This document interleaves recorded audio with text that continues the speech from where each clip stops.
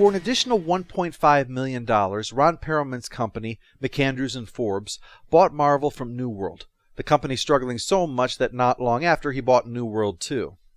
Perelman was known as the Wizard, operating out of his headquarters, the Townhouse, making billions 80s style. Perelman had made his biggest mark for his hostile takeover of Revlon and had developed close ties to the banking world, most notably Chase Manhattan. He himself had only had to put up $10 million for Marvel, the rest was raised by the banks, trusting in his reputation for making money as a typical corporate raider operated. Find an undervalued company, buy it for a song. Find what's valuable, what can be sold off, what can be fixed up, and turn a profit on the whole spiel. New World, for instance, was eventually sold to Rupert Murdoch for $2.5 billion. But Perelman saw something in Marvel. Not personally, of course. He had no more read comic books than he had used lipstick, but that hadn't stopped him from buying Revlon. But Marvel had the potential to become a mini Disney as he saw it. Everything that entertainment giant was, Marvel could be too, with the right leadership. So the whip was cracked. Increased profits. Bill Bevins was sent in to oversee things and made a good impression with Stan Lee by immediately tripling the salary of the man who had become a living mascot and cheerleader for Marvel. Like the Image fellows later on, Stan Lee was the brand, even though his role with the company was largely honorary as far as comics went. But they recognized that he was their Walt Disney, only warmer with his perpetual laid-back attitude and smile and New York City accent. He was an everyman and legend at the same time. Keeping him happy would be an important part of their vision. Another was leveraging Marvel's power for intellectual property exploitation. The foundation of Disney's empire was the collection of characters. By making good use of Marvel's IP, the little company could print money faster than the books it was churning out. And Lord, was it churning out books. The line had expanded and new versions of classic characters were emerging. For instance, you bring in Eric Masterson into Thor. He does the Thor thing for a while. Then you bring back the original Thor, but you keep Eric around and call him Thunderstrike. According to DeFalco, who wrote the book, Thunderstrike sold better than Thor and Avengers put together. Though frankly, that's the only thing I find more unbelievable than him pratfalling through a doorway. Originally, that's what they saw Marvel for, though. Its IP, like with DC and its bottomless merchandising. The comics only existed because the characters have to come from somewhere. But something they didn't expect was going on. Marvel's comics were making more money than they had expected. The superstar artists that would form Image were beginning their rise, and interest was expanding, and with it, the market. Suddenly, like the eye of Sauron, Bevins and the Townhouse were taking a closer look at the books, but not the accounting books this time, what was being done with the comics. Todd McFarlane's brand new Spider-Man came out, full of artwork as beautiful as the story was terrible. As I've said before, its appropriate title, Torment, describes the act of reading it. But to reach out to the specialty stores that were helping to make this new boom in the market possible, it was decided to send them some special versions of Spider-Man #1 with silver ink on a black background. It was also decided to offer bagged versions for both. These sold so well that Marvel offered a gold version and then a platinum version. That last one was especially tricky for them and expensive. But the process the marketing development had experimented with produced a variety of options, and suddenly the Grinch had a wonderful, awful idea. Cover gimmicks were now beginning. Unusual inks, metallic covers, die-cut covers, wraparound covers, and of course, multiple covers. Collectors would want to get each version, of course, increasing sales substantially. And while creatively the creators at Marvel may have been annoyed with these antics, the incentives programs meant that a lot of them were suddenly churning out books with unimagined print runs. All of this was encouraged by the Townhouse, and word was sent to Tom DeFalco. Nice work, the pat on the back that he needed. And then, we'll need you to increase these profits for next year. And when that succeeded, another pat on the back and another decree, we'll need you to increase these profits for next year.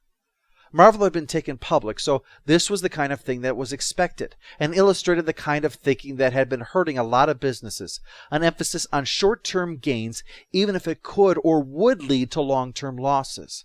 The number of comic book readers had grown, but largely it was on strength of story or brilliance of art.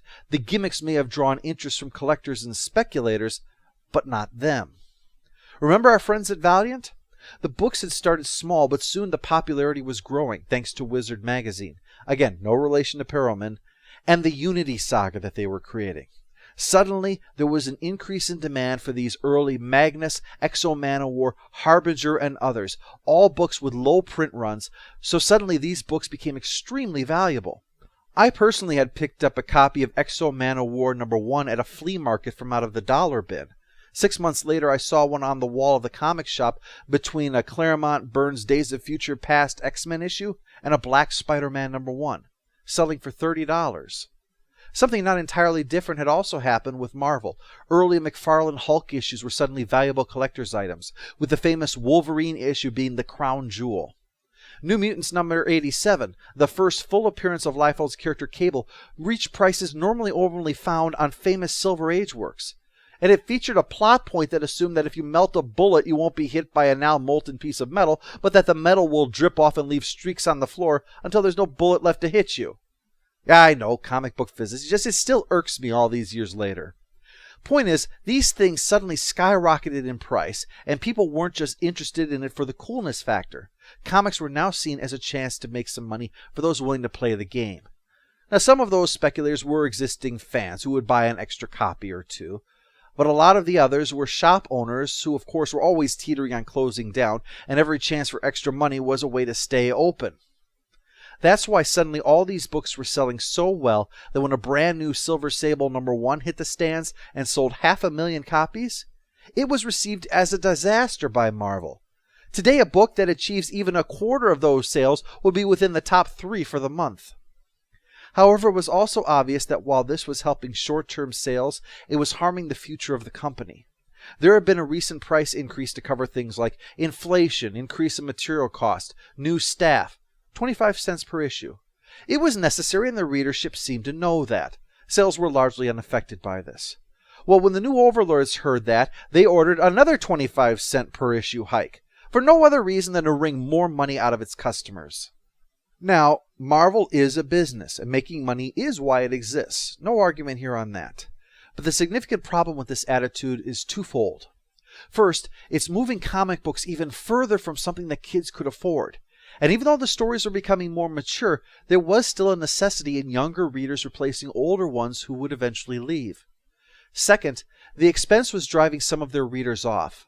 An examination of actual sales at stores was consistently showing that when Marvel rolled out one of their silly cover gimmicks with a markup of 75 cents, even though there was only a 5-cent bauble added to the cover, the sales would go up for that issue, but would then drop below what it had been before. For instance, your issue 100 with its hologram Thor hammer cover is higher than 99, sure, but your sale of 101 is less than 99.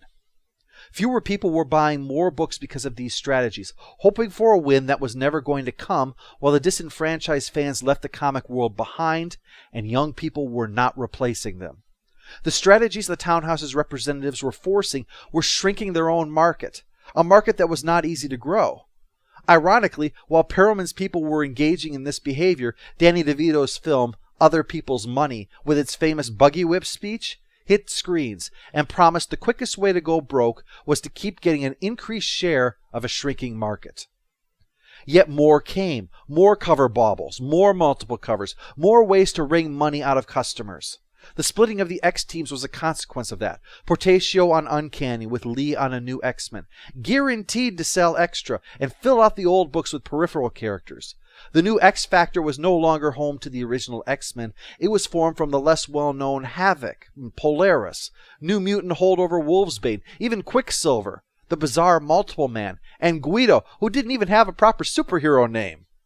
If it hadn't been for embracing its own silly nature and finding new opportunities to exploit these underutilized characters, this might have ended in disaster. But instead, it lent support to the theory that people would buy anything with an X on the cover. This was why the Image exit was so well timed for those artists. Their own personal stardom was larger than ever, and a market was out there to not only sample what this new coalition was going to put out, but to bank high on it. Speculators fueled sales, and the Image books did crazy well. Over at Valiant, their expansion plan with Bloodshot, Ninjak, Hardcore, and more were launched, still employing their special issue number zeros that collectors flocked to, complete with the odd cover gimmick of their own. DC wasn't standing on the sidelines either. They started pulling the same tricks. Then they pulled the big move, a marketing event that Marvel couldn't possibly compete with. They announced that the Man of Steel, Superman, was going to die. It would take several issues and be a fight with a new enemy, one that seemed impervious to his tremendous strength. As expected, there were 2 issues, a regular newsstand one and a polybagged version in a black bag. The event brought the company some much-needed recognition when Marvel was controlling even more of the market than it had when they were first asked to take over DC. But writer-artist Dan Jurgens' story, which in the climactic issue was, like Byrne's rejected Hulk tale, nothing but splash panels, it was the hit they needed. The event was followed with the repercussions of the loss of the flagship hero, and eventually a mystery of who the real Superman was from those who emerged later. Spoiler alert! Haha, it's none of them. Also, screw you. But this helped fuel the growing speculator situation, ever expanding sales while the actual number of customers shrunk. It couldn't last forever. In the next part, the inevitable happens in Crossing Over.